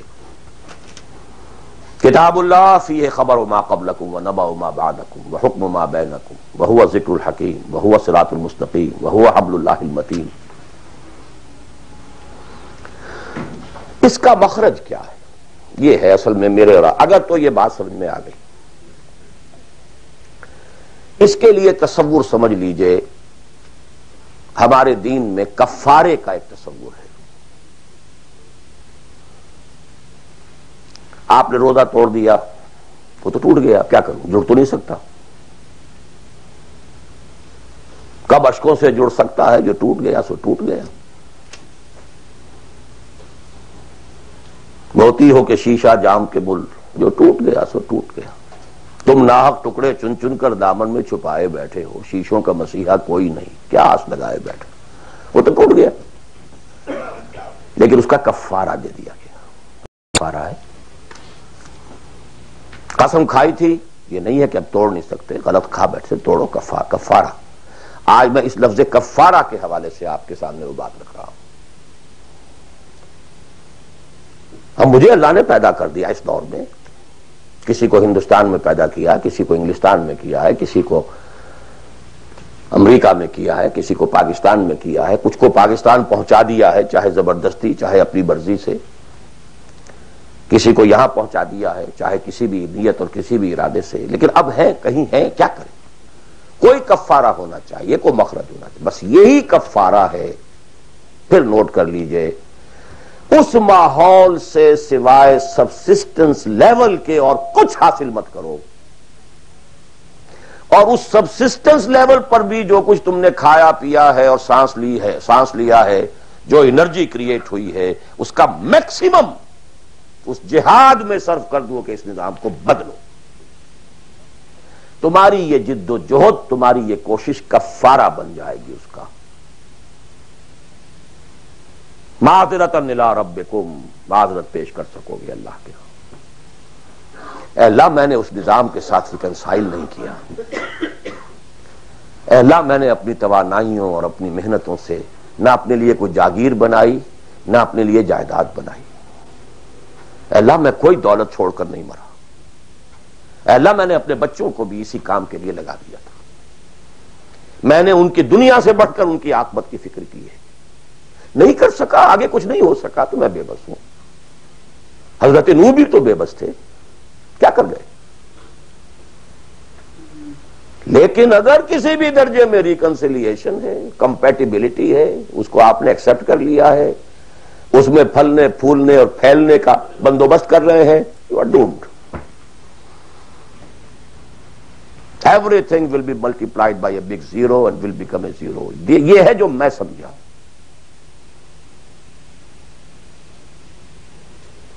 اس کا نام ہے جہاد۔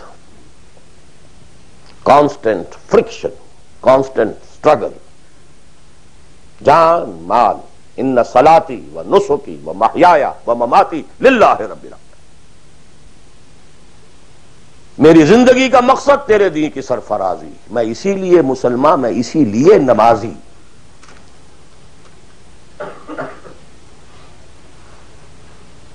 اب وہ آیت آئی، محبت میں اللہ اور اس کے رسول کی محبت کے ساتھ تیسری محبت جوڑ دی گئی، جہاد کی محبت۔ اللہ کی محبت، اس کے رسول کی محبت، اس کے راہ میں جہاد کی محبت، یہ تین محبتیں جتنی بھی ہیں تمہارے اندر، ایک پلڑے میں ڈال لو، اور 8 محبتیں دوسرے پٹڑے میں ڈال لو۔ باپ کی محبت، بیٹے کی محبت، بھائی کی محبت، بیوی کی محبت، اور کی محبت، اور رشتہ داروں کی محبت، جائیداد کی محبت، کاروبار کی محبت، مال کی محبت۔ 8 3 قل ان کان آباؤکم وابناؤکم واخوانکم وازواجکم وعشیرتکم واموال اقترفتموها وتجارۃ تخشون کسادها ومساکن ترضونها۔ 8 محبتیں ادھر، احب الیکم من اللہ ورسولہ وجہاد فی سبیلہ۔ اگر یہ 8 محبتیں زیادہ بھاری ہیں تمہارے دل میں اللہ کی محبت سے، اس کے رسول کی محبت سے، اس کی راہ میں جہاد کی محبت سے، فتربصوا، جاؤ دفع ہو جاؤ۔ حتی یاتی اللہ بامرہ، یہاں تک کہ اللہ اپنا فیصلہ سنا دے. واللہ لا یہدی القوم الفاسقین، اللہ ایسے ناہنجاروں کو بالکل ہدایت نہیں دیتا. You deserve no guidance. کہتے رہیے اللہم اہدنا فیمن ہدیت، پڑھتے جائیے.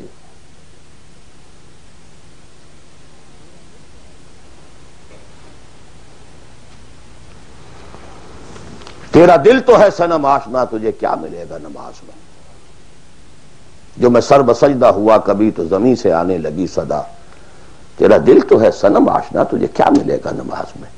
تمہارے دلوں میں تو مال کی محبت ہے، جائیداد کی محبت ہے، اولاد کی محبت ہے، بیویوں کی محبت ہے، اور کہیں نام رکھا ہوا اللہ کا بھی اور رسول کا بھی. وہ چھٹانک ہے تو یہ سیر ہے. یہ کیا ملے گا نماز. دلقت بچے کے اور آید و تسبیح و مصلی، یہ ساری گدڑی جو تم نے صوفیوں والی پہن لی ہے اور مصلی کندھے پر ہے، کس کام آئے گا. This is the crux of the matter. یہ ہے تو سب کچھ ہے، اور یہ نہیں ہے تو کچھ نہیں. اب جہاں تک اس کا تعلق ہے کہ وہ جد و جہد کیسے ہو، کس طرح کی جائے، طریقہ کار کیا ہو، اس میں اس وقت نہیں جانا چاہتا. وہ ایک بالکل ڈفرنٹ ایشو ہے. یہ ایشو کلیئر ہو جائے تو پھر آدمی خود تلاش کرے گا. If there is no other way out، اب تو وہ خود تلاش کرے گا. پیٹ کھانے کو مانگتا ہے تو کہیں کوئی رسی چلاتا ہے، کہیں کوئی ٹوائلٹ صاف کرتا ہے، کہیں کچھ اور کرتا ہے، کہیں برف کے شاول اٹھا کے پھینک رہا ہے 10 گھنٹے. کسی کو کہنے کی ضرورت نہیں کہ یہ کام ضرور کرو، پیٹ کھانے کو مانگتا ہے. It's your own requirement. جب یہ محسوس ہو جائے یہ میرا فرض ہے، اور یہ فرض ہے، یہ کوئی اضافی نیکی نہیں ہے، یہ نوافل نہیں ہے. نوافل تو اگر دین کا ماحول، دین قائم ہوتا تو نوافل کا میدان تھا. جڑ سے وہ نظام ہی نہیں ہے تو فرض عین پہلا یہ ہے کہ اس کو بدلو.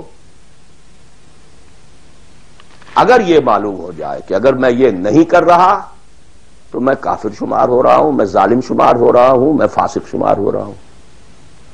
لستم علی شیء حتی تقیموا التوراۃ والانجیل وما انزل الیکم من ربکم یا ایھا الذین آمنوا لستم علی شیء حتی تقیموا القرآن وما انزل الیکم من ربکم. ہمارے ہاں تمہاری کوئی حیثیت ریکگنائزڈ ہے ہی نہیں جب تک کہ تم قائم نہیں کرتے. اور قائم کرنے کا بدل کفارہ کیا ہے کہ اپنا تن من دھن لگا دو. قائم ہو نہ ہو جائے تو کیا کہنے، گر جیت گئے تو کیا کہنا، ہارے بھی تو بازی مات نہیں. قل هل تربصون بنا الا احدى الحسنيين، ان دونوں حالتوں میں ہمارے لیے تو حسنہ ہی حسنہ ہے. سب کے سب مر گئے، قتل ہو گئے، رومیوں کے ہاتھوں سب ہلاک ہو گئے، تب بھی ہمارے لیے تو کامیابی ہی کامیابی ہے. اور ہم جیت کر اگر آ گئے تب تو تم بھی کہو گے کہ کامیابی کے ساتھ لوٹ آئے. تو ہمارے لیے تو کس چیز سے ڈراتے ہو؟ جب منافقین مدینہ کہہ رہے تھے لا تنفروا فی الحرب، کیا ہو گیا تمہارا دماغ خراب ہو گیا ہے؟ اب تک تو یہ عربوں کے آپس کی انفائٹنگ ہوتی تھی. You are going against Roman empire having standing armies, trained armies, Roman legions. You want to confront them? ہوش کے ناخن لو. جواب کیا دیا گیا؟ قل لن يصيبنا الا ما كتب الله لنا هو مولانا هل تربصون بنا الا احدى الحسنيين. We don't have to lose anything. ہر حال میں جیت ہے. گر جیت گئے تو کیا کہنا، اور ہارے بھی تو بازی مات نہیں. سکسس ہی سکسس. تو وہ طریقہ کیا ہے، اس کے سٹیجز کیا ہے، میں نے بہت تفصیل سے، اللہ کا شکر ہے، یہ چیزیں انگریزی میں بھی، میتھڈالوجی کیا ہے، ریولوشن کی میتھڈالوجی کیا ہے. بس یہ کہ جو میں نے کل بھی رات میں بیان کیا تھا کہ اگرچہ دین تمام انبیاء کا ایک رہا لیکن شریعت و منہاج علیحدہ علیحدہ رہے. شرع لکم من الدین ما وصی بہ نوحا والذی اوحینا الیک وما وصینا بہ ابراہیم وموسیٰ وعیسیٰ. لیکن جاننا وَلِكُلٍّ جَعَلْنَا مِنْكُمْ شِرْعَةً وَمِنْهَاجًا. شریعت سپریٹ، منہاج سپریٹ. ہمارے لیے لازم شریعت محمدی اور منہج محمدی صلی اللہ علیہ وسلم. اس میں ساری نفی ہے. جی حضرت یوسف نے تو یوں کیا تھا. بھئی کیا تھا؟ وہ تو غیر اسلامی ماحول میں جا کر اور غیر اسلامی حکومت کے اندر انہوں نے ایک بہت اونچا آفس لے لیا تھا. انہوں نے پہلے شرط یہ لگائی پہلے ایمان لاؤ پھر میں آ کے تمہارے ہاں یہ کام کروں گا. وہ منہج اور منہاج ہمارے لیے نہیں ہے. لقد كان لكم في رسول الله اسوة حسنة لكل جعلنا منكم شرعة ومنهاجا. اب آپ یہ کہیں کہ صاحب ان کے ہاں تو شراب حرام نہیں تھی، تو نہیں تھی، تو نہیں تھی. ہمارے ہاں حرام ہے. سابقہ شریعتوں میں سجدہ تعظیمی حلال تھا، کسی کے سامنے جھک جانا ہمارے لیے حرام کر دی گئی ہے. شریعت اب محمد کی ہے صلی اللہ علیہ وسلم. بمصطفیٰ برساں کی خیش راک دی ہماوس، اگر بہو نہ رسیدی تمام بولا حدیث. اسی طرح منہج اور منہاج محمد کا ہوگا صلی اللہ علیہ وسلم. لن يصلح آخر هذه الامہ الا بما صلح به اولها. اس امت کے آخری حصے کی اصلاح نہیں ہو سکے گی مگر صرف اس طریقے سے جس طریقے پر کہ پہلے حصے کی اصلاح ہوئی تھی. اب یہ ہے آپ کے لیے، آپ کی سمجھ ہے، آپ کی صلاحیت ہے، آپ ذہین ہیں، آپ تعلیم یافتہ ہیں. Read between the lines of the سیرہ. منہج اخذ کیجئے سیرت سے. کیا منہج تھا، کیا میتھڈولوجی، کیسے آپ نے کام شروع کیا، کتنے سٹیجز سے گزرے، کسی ایک سٹیج سے دوسری سٹیج میں جانے کے لیے کیا شرط تھی، کس درجے تک ایک کام اکمپلش ہو جائے تو پھر اگلے درجے پہ قدم رکھا جائے. یہ ساری چیزیں وہ آپ کو ڈیڈیوس کرنی ہوں گی، انفر کرنی ہوں گی. اس کا استدلال کیجئے، استنباط کیجئے، استخراج کیجئے اور اس سے نکالیے. لیکن یہ کہ میں اس وقت اس تفصیل میں نہیں جا رہا ہوں سوائے ان دو باتوں کے کہ نمبر ایک، منہج، منہاج، میتھڈولوجی لازماً سیرت محمدی سے لینی ہوگی صلی اللہ علیہ وسلم. اور دوسری بات، یہ کام ہرگز انفرادی طور پر نہیں ہو سکتا. اس کے لیے جماعت لازم. دھوکہ دیں گے اپنے آپ کو اگر سمجھتے ہیں کہ ہم یہ کام کر رہے ہیں. ہاں ایک آدمی ہے جماعت بنانے کی دھن میں لگا ہوا ہے، ابھی لوگ اس کے ساتھ نہیں آئے، وہ جماعت کے حکم میں ہے. کان ابراہیم امتن قانتن. کل آ جائیں گے، پرسوں آ جائیں گے. کوئی وقت آئے گا کہ گئے دن کے تنہا تھا میں انجمن میں، یہاں اب میرے رازداں اور بھی ہیں. آخر حضور کو بھی پہلے دن تو 4 ہی ملے تھے. خدیجہ الکبریٰ رضی اللہ تعالی عنہ، ابو بکر صدیق رضی اللہ تعالی عنہ، علی رضی اللہ تعالی عنہ، زید ابن حارثہ رضی اللہ تعالی عنہ. 4 ہی تو ملے تھے نا. اور 10 برس میں جا کے بھی بمشکل 125 ملے تھے. ایسا نہیں تھا کہ ٹھٹ کے ٹھٹ لگ گئے ہوں اور ہزاروں اور لاکھوں آ گئے. In the 10th year after the beginning of Wahi, not more than 125 or maximum 150 people were around him. لیکن جماعت، ید اللہ علی الجماعہ، علیکم بالجماعہ. اور اس میں حضرت عمر کا جو اثر ہے، اثر کو بھی ہم حدیث کہتے ہیں. حدیث 2 چیزوں کے مجموعے کا نام ہے، اخبار و آثار. رسول کا کوئی قول، کوئی فعل، کوئی تقریر، کسی چیز کو آپ نے دیکھا اور برقرار رکھا، یہ خبر کہلاتی ہے. صحابی کا کوئی فعل، کوئی قول یا تقریر، یہ اثر کہلاتی ہے. اخبار جمع آثار یہ حدیث ہے. تو اثر ہے حضرت عمر کا رضی اللہ تعالی عنہ. لا اسلام الا بالجماعہ ولا جماعہ الا بالامارہ ولا امارہ الا بالسماعہ ولا سماع الا بالطاعہ. کوئی اسلام نہیں بغیر جماعت کے، کوئی جماعت نہیں بغیر امارت کے، کوئی امارت نہیں جب تک کہ حکم سنا نہ جا رہا ہو، اور کوئی سماعت کے معنی نہیں جب تک کہ حکم مانا نہ جائے. جماعت ایسوسیشن نہیں، انجمن نہیں، سوسائٹی نہیں، ادارہ نہیں. Institution is something else. Association is something else. Organization, party, Hizbullah حزب الشیطان. Clear cut polarization. This polarization takes some time. وقت لگتا ہے. 10-15 سال میں جو خیر کا عنصر تھا پولرائز ہو کر حضور کی طرف آ گیا، جو شیطانی ایلیمنٹ تھا وہ دوسری طرف جمع ہو گئے. آئونائزیشن ہوئی ہے، پازیٹیو آئنز ایک طرف، نیگیٹو آئنز ایک طرف. جانے ہی جانے. It took time. لیکن یہ کہ اب آئیڈینٹیفائی ہو گیا اولئک حزب الشیطان اولئک حزب اللہ. This is the party of شیطان, this is the party of اللہ. اور تیسری بات یہ اس جماعت کے ضمن میں، جماعت جو ہے جس میں کہ سمع و طاعت ہو وہ جماعت ہے. Listen and obey. اس سے کمتر جماعت نہیں ہے.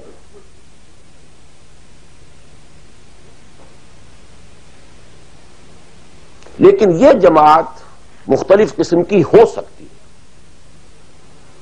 ایک کانسٹیٹیوشنل جماعت ہو سکتی ہے، اس میں کانسٹیٹیوشن کو وہ حیثیت حاصل ہوتی ہے کہ you have to obey it.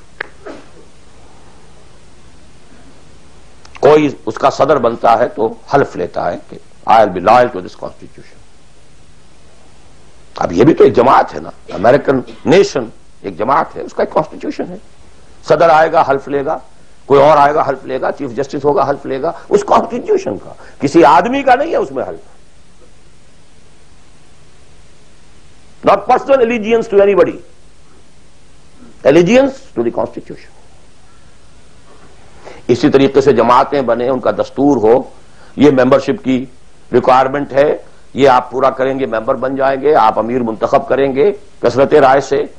پھر یہ کہ امیر جو ہے وہ بھی شورا بھی منتخب کریں گے، شورا کی رائے کا وہ پابند ہوگا یا نہیں ہوگا، کس درجے میں ہوگا، کس درجے میں. آپ بنا لیجیے کانسٹیٹیوشن، اور جو شخص بھی شامل ہوگا وہ اس کانسٹیٹیوشن کا حلف اٹھائے گا.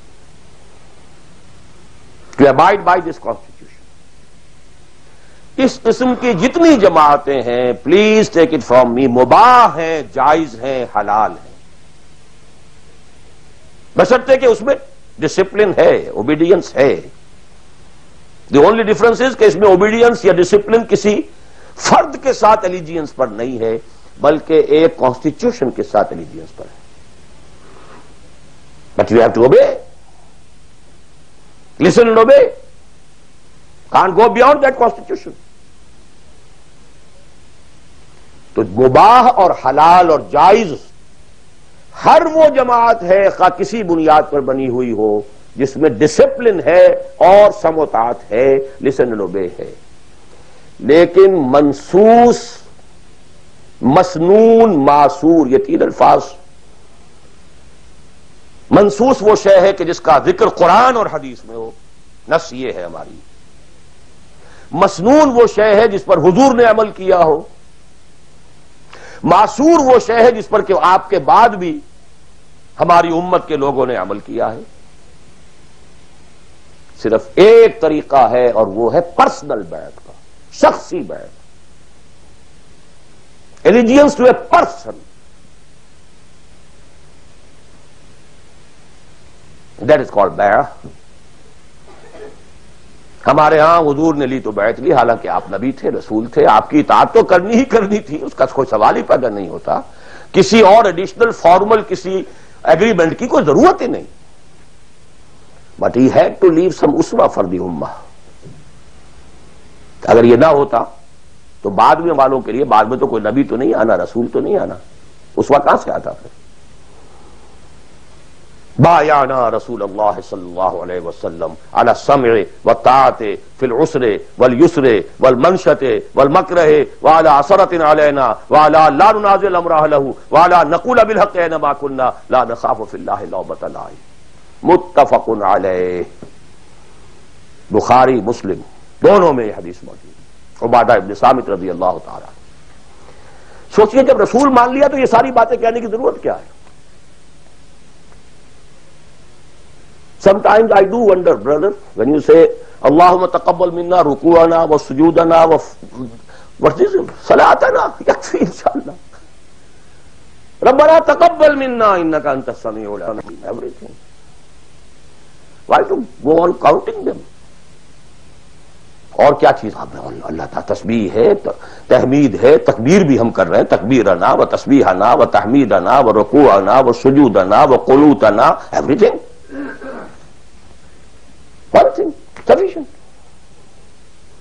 ربنا تقبل منا انك انت السميع العليم وإذ يرفع ابراهيم القواعد من البيت واسماعيل ربنا تقبل منا انك انت السميع العليم. So actually, but here we find, اطاعہ حضور کے لیے ایک بات تھی، ماننا ہے، ہر حکم ماننا، لیکن یہ ساری شرطیں کیوں دی محمد نے صلی اللہ علیہ وسلم؟ It was not an oratory, یہ کوئی خطابت نہیں تھی، لفاظی نہیں تھی، یہ در حقیقت اس جماعت کے لیے ناگزیر شرائط ہے. سمع و طاعت فی العسر والیسر، سننا اور ماننا چاہے مشکل ہو چاہے آسانی ہو، والمنشط والمکرہ، چاہے طبیعت آمادہ ہو اور چاہے طبیعت پر جبر کرنا پڑے. کوئی معاملہ تھا، فیصلہ ہوا ہے جو آپ کی رائے کے خلاف ہوا ہے، لیکن فیصلہ ہے، امیر کا حکم ہے، اب آپ کو اپنی طبیعت پر جبر کرنا پڑے گا اسے ماننے کے لیے، ماننا ہوگا. اور اگر فیصلہ آپ کی رائے کے مطابق ہوا ہے تو آپ بڑے شرح صدر کے ساتھ اس پر عمل کریں. وَعَلَىٰ أَسَرَةٍ عَلَيَّ، چاہے آپ دوسروں کو مجھ پر ترجیح دے دیں، that is the main thing. جماعتوں کا بیڑا غرق تو ہوتا ہے اس چیز سے. آپ نے اس کو کیوں بنا دیا؟ میں پرانا آدمی، میں سینئر آدمی، آپ نے زید ابن حارثہ کو بنا دیا. یہ تو آزاد شدہ غلام ہے. بڑے بڑے جلیل القدر جو ہیں قریش کے سردار اس کے تحت جائیں گے. حضور کا چچا زاد بھائی ساتھ ہے. زید شہید ہوئے ہیں، جعفر طیار رضی اللہ تعالی عنہ، ابن ابی طالب، he was under him. پھر آخری لشکر میں آپ نے اسامہ کو بنا دیا، اور ستم بالا ہے ستم. ینگ مین، اس کی کمانڈ میں آپ دے رہے ہیں کبار صحابہ کو. نو، it's your prerogative. To whomsoever you give the office, it's your prerogative. We are not going to question it. کبھی نہیں آپ پر اعتراض کریں گے. عَلَىٰ أَسَرَةٍ عَلَيْنَا، آپ جس کو چاہیں ہم پر ترجیح دیں. وَعَلَىٰ لَا نُنَازِعُ أَمْرَهُ لَهُ، اور جس کو آپ ذمہ دار امیر بنا دیں گے اس سے جھگڑیں گے نہیں، کوآپریٹ کریں گے. وَعَلَىٰ أَن نَّقُولَ بِالْحَقِّ أَيْنَمَا كُنَّا لَا نَخَافُ فِي اللَّهِ لَوْمَةَ لَائِمٍ، البتہ جہاں بھی ہوں گے حق بات کہیں گے، جو اپنی رائے ہے وہ ضرور دیں گے، زبان اپنی بند نہیں کریں گے کہ خام خواہ کوئی مذاق اڑے گا میں نے یہ بات کہہ دی. نہیں، I won't withhold my opinion. وہ میں بیان کروں. Complete constitution of حزب اللہ، ایک حدیث میں. بہرحال اب آخری بات کی طرف میں آ رہا ہوں. ذرا پھر گن لیجئے کہاں سے ہم چلے تھے. 100 بات کی ایک بات، ہاتھی کے پاؤں میں سب کے پاؤں، ایک لفظ عبادت پورا کر دو، نجات بھی ہے، فوز بھی ہے، فلاح بھی ہے، سب کچھ. اس میں تو یہی ہے کہ آپ کامیاب ہو گئے تو جتنا آپ گڑ ڈالیں گے اتنا میٹھا ہوتا جائے گا، جتنا اور ایکزرٹ کریں گے اتنا نمبر زیادہ آتے جائیں گے. وہ پھر رشد بھی ہوگا، سعادت بھی ہوگی، فوز بھی ہوگی، فلاح بھی ہوگی. بٹ منیمم نجات. عبادت کے 2 اجزاء لازم، جسم کے مانند ویزیبل جز، ٹوٹل اوبیڈینس. روح کے مانند اس کی اصل اسپرٹ، اللہ کی محبت. اوبیڈینس اور محبت میں اللہ اور رسول دونوں یکجا. نظری طور پر اللہ اول، رسول ثانی. عملاً رسول اول، اللہ ثانی. اوبیڈینس میں غلطی ہو جائے وقتی طور پر، غیر شعوری طور پر، بھول میں، چوک میں، جذبات کے طوفان میں، وقتی طور پر ماحول سے اثر انداز ہو کر، ٹھیک ہے، فوراً توبہ کر لو، اللہ معاف کر دے گا.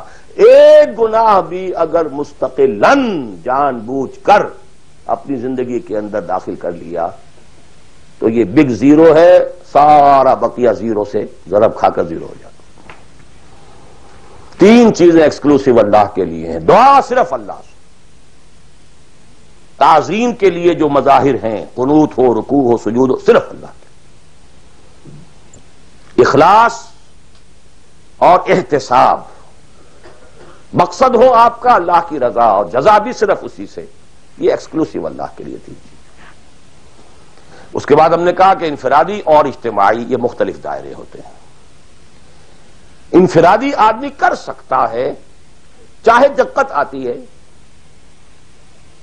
کر سکتا ہو، چاہے بھوک آ جائے، فاقہ آ جائے، جان پر بن جائے، کر سکتا ہو، یہ ایک دائرہ ہے۔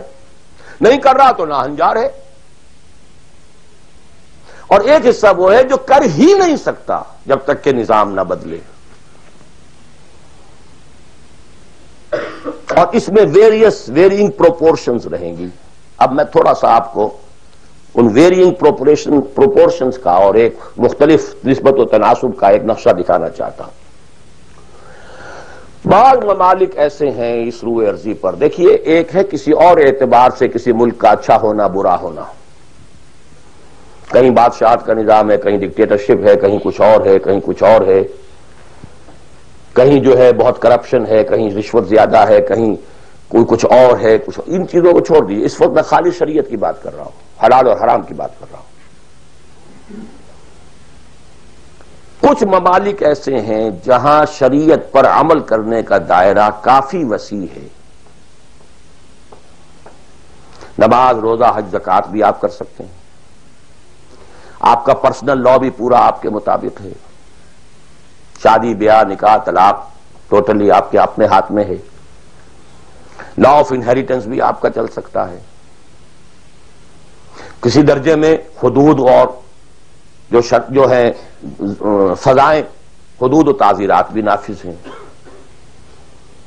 اگرچہ پورا نظام تو نہیں ہے اللہ کا، ٹوٹل تو نہیں ہے، سودی نظام ہے، معیشت یہ ہے، فلاں ہے، بادشاہت ہے، یہ ہے، وہ ہے، سب کچھ ہے، ظلم ہے، لیکن یہ چیزیں انفرادی اعتبار سے دائرہ وہاں کافی وسیع ہے۔ اس کی مثالیں ہیں سعودی عرب، ایران آف ٹوڈے، اور مجھے زیادہ حالات معلوم نہیں ہے لیکن مجھے توقع ہے کہ سوڈان آف ٹوڈے، اور میرے خیال میں اس کے علاوہ کوئی نہیں۔ اس کے بعد ایک اور دائرہ آتا ہے، اور وہ میرے نزدیک اس میں ٹاپ پر پاکستان ہے۔ نماز، روزہ، حج، زکوٰۃ کیجیے، پرسنل لا وہ بھی آپ ویسے کہنے کو وہاں ہے قانون، لیکن یہ کہ بالفعل ایک آدمی چاہے تو اسلامی قانون پر عمل کر سکتا ہے، انہیریٹنس آپ اپنے حساب سے کر سکتے ہیں، دستور میں طے ہے حاکمیت اللہ کی، گویا کہ نظری اعتبار سے وہ ملک جو ہے وہ اللہ کی حاکمیت پر مبنی ہے، قرارداد مقاصد دستور کا جز بن چکی ہے۔ لیکن پھر نوٹ کیجئے، رشوت ہے، یہ ہے، وہ ہے، ظلم ہے، ناانصافی ہے، یہ سب اپنی جگہ، میں اس وقت شریعت کی بات کر رہا ہوں۔ ایک آدمی خود وہاں رہتے ہوئے چاہے بھوک آئے، تکلیف آئے، مصیبت آئے، اس کو ہر وقت جو ہے غصہ آتا رہے، یہ کیوں ٹیلی فون کا بل جو مجھے زیادہ آ گیا، یہ کیا ہو گیا، میری تو کنفرم سیٹ تھی، یہ کیا کر رہے ہیں یہاں پر کہ مجھے بتا رہے ہیں کہ سیٹ نہیں ہے، وغیرہ وغیرہ سب کچھ، لیکن آپ شریعت پر عمل کر سکتے ہیں، تکلیف اٹھا کر، مصیبت جھیل کر، پیٹ کاٹ کر، فاقہ کر کے، جو بھی ہے۔ بڑا کاروبار نہیں کر سکتے، چھوٹا تو کر سکتے ہیں، جس میں نہ انکم ٹیکس کا معاملہ آئے گا، نہ کسی اور کی خباثت آئے گی، نہ کچھ اور ہوگا، کر تو سکتے ہیں، پیٹ پال سکتے ہیں۔ یہ ایک ملک ہے پاکستان۔ پھر یہ کہ نظری طور پر وہاں اگرچہ بالفعل نہیں ہے، نظری طور پر قرارداد مقاصد، ساورنٹی بلانگس ٹو اللہ۔ اب اس کے بعد وہ ملک آتے ہیں کہ جو خالص سیکولر ہیں، لیکن ان میں بھی میرے نزدیک ایک اعتبار سے بھارت بہت بہتر ہے۔ مثلا یہ کہ دو ملکوں کو ذہن میں رکھ لیجئے، ایک امریکہ یا امریکہ کی طرح انگلستان اور فلانستان آل، ایک بھارت سیکولر ہے لیکن کم سے کم آج کی تاریخ تک مسلمانوں نے، بھارت نے اپنا پرسنل لا محفوظ رکھا. I salute them. In the face of maximum hardships. کٹر ہندو تلا ہوا ہے کہ یہ کامن سول کوڈ ہونا چاہیے. It's very logical. ان کی بات بڑی منطقی ہے. جب قوم آپ کہتے ہیں ایک ہے، آپ سارے جو ہے سیاسی حقوق وہی لینا چاہتے ہیں کہ جو ہندوؤں کو حاصل ہیں، تو اگر قوم ایک ہے تو سیکولرزم کا تقاضا تو یہ ہے کہ کامن سول کوڈ ہونا چاہیے. Why this separate family laws? وہاں کوئی عورت برقع لے سکتی ہے، بلکہ میں سمجھتا ہوں کہ جتنی عورتیں برقعے میں ہندوستان میں آج نظر آ جائیں گی، پوری دنیا میں کسی اور ملک میں نظر نہیں آئے گی. Go and see Hyderabad Deccan. I've seen it. Pakistan میں تو برقعے کا نام و نشان بڑا. ڈھونڈ اب اس کو چراغ رخ زیبا لے کر. کون؟ وہ تو فرسودگی کی علامت تھی، غربت کی علامت تھی. بھارت اس میں سب سے اونچا ہے. نماز پڑھیے، روزے رکھیے، مسجدیں بنائیے، ہے کچھ وہ فرکشن ہے، مشکل ہے.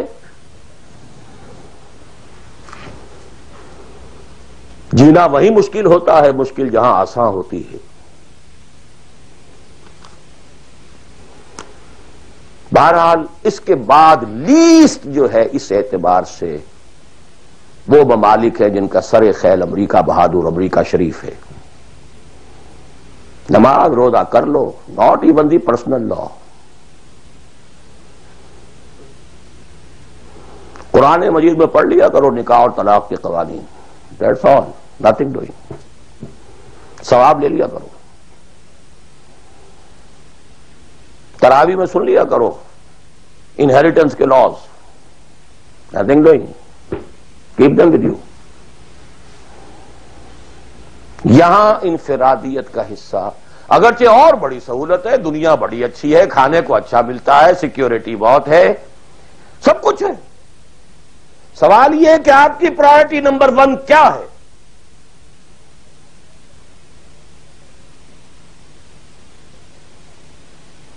تو بائی چوائس اگر کسی کا مسئلہ ہے تو میرے نزدیک وہ بڑا مخدوش ہے. ایک شخص پیدا ہی یہاں ہوا ہے، وہ بات اور ہے بالکل. وہ تو ایسے ہی جیسے حضور مکے میں پیدا ہوئے، کفر کفر تھا. اسٹرگل کرے، کوشش کرے، جد و جہد کرے، اسی جد و جہد میں جان دے دے، you are successful. But by choice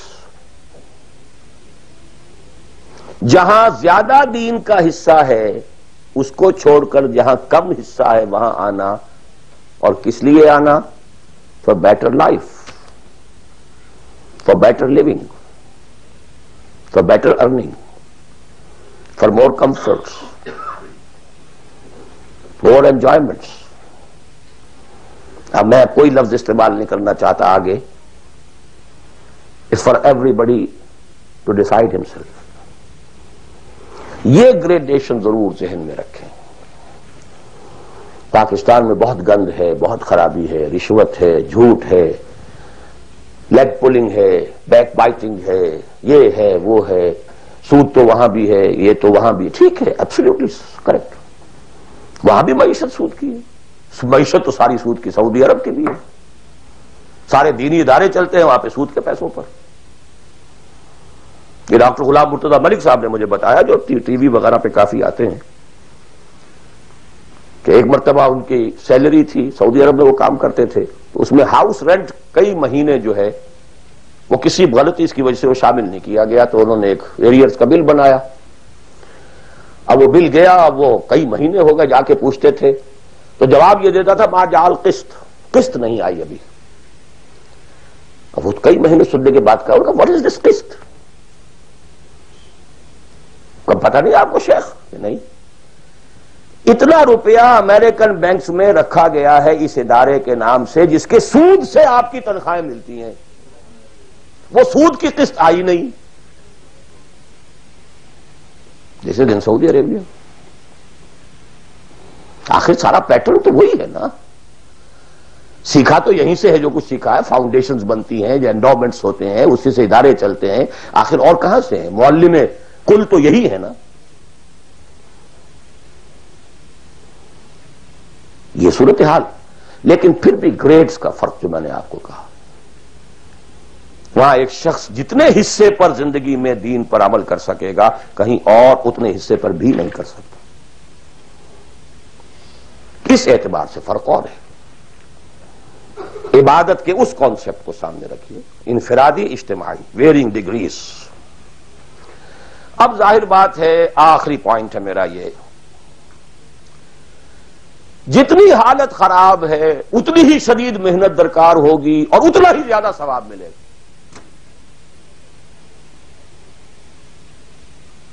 جہاں جتنی آسانی ہے اتنی ہی محنت کم ہے، اتنا ہی ثواب کم ہے. یہ آج رات کو جب ہم سورہ حدید پڑھیں گے تو اس میں بات آ جائے گی. لا يستوي منكم من انفق من قبل الفتح وقاتل اولئك اعظم درجة من الذين انفقوا من بعد وقاتلوا وكلا وعد الله الحسنى.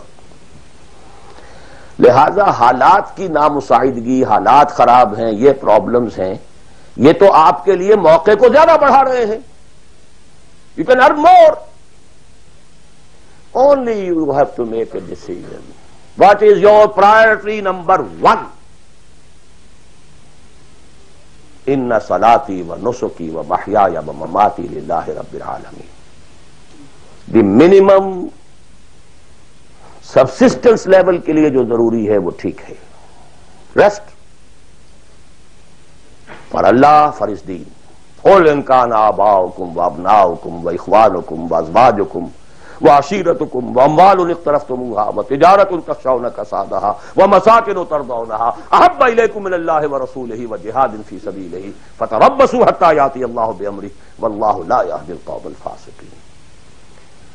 میں اللہ سے دعا کرتا ہوں کہ آپ اس کے لیے فرم فیصلہ کریں، اور اس کے لیے ظاہر بات ہے انفرادی حصے پر عمل انفرادی ہوگا، اجتماعی پر جماعت کے بغیر ممکن نہیں. کفارہ ادا کرنے کے لیے جماعت ہوگی، جماعت جو سم و طاعت کے ساتھ ہو، چاہے یہ سم و طاعت کسی دستور کا ہے اور چاہے یہ سم و طاعت کسی شخص کا ہے. دستور کے ساتھ سم و طاعت مباح ہے، جائز ہے، حلال ہے، لیکن ایک شخص کے ساتھ سم و طاعت منسوس ہے، مسنون ہے، معصور ہے. اور ان دونوں کے درمیان جو فرق و تفاوت ہے اس کو بیان کرنے کی ضرورت نہیں. آخر میں دوبارہ یاد دلا رہا ہوں وہ دعا، اللہم ارنا الحق حقا وارزقنا اتباعہ وارنا الباطل باطلا وارزقنا اجتنابہ. اللہم وفقنا لما تحب وترضى. اللہم وفقنا ان نہجر کل ما تکرہہ. اللہم وفقنا ان نجاہد فی سبیلک جہد استطاعتنا. اللہم وفقنا ان نجاہد فی سبیلک باموالنا وانفسنا. اللہم وفقنا ان نبذل اموالنا ننفق اموالنا ونبذل انفسنا فی سبیلک. اللہم لا تزغ قلوبنا بعد اذ ہدیتنا وہب لنا من لدنک رحمہ انک انت الوہاب. اے اللہ ہمارے دلوں میں اگر اس وقت خیر کا کوئی رجحان پیدا ہوا ہے، کوئی عزم پیدا ہوا ہے، کوئی ارادہ پیدا ہوا ہے، تو اے اللہ اس ارادے کو تقویت دے، اس کو آگے بڑھا، اس پر عمل کرنے کی توفیق عطا فرما. اقول قولی ھذا واستغفر اللہ لی ولکم ولسائر المسلمین والمسلمات.